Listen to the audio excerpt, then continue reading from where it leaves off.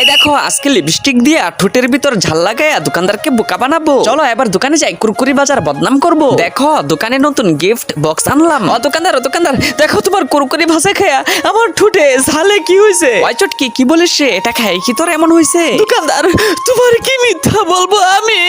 ওই চটকি মনে হয় বেশি ঝাল হয়ে গেছে। দোকানদার আমি সবাইরে বইলা দিব তোমার কুরকুরি ভাজা বালা না। ওই চটকি কান্দিস না, বলে কি খাবি? আমারে তোমার দোকানে যত দামি খাবার আছে সব দাও। দাঁড়ারে চটকি দিতেছি, ফিটার জেলে দিলাম, উর্মিলা ক্যান্ডি দিলাম, আরো দিলাম প্রাণ ললিপপ, আরো দিলাম বেলুন চিলি। এই যে নে বন্ধুরা, আমি মজা নিয়ে গেলাম, তোমরা লাইক সাবস্ক্রাইব করে দিও। Hello, this is Maruk Khan. Everyone can this video. Thanks for watching.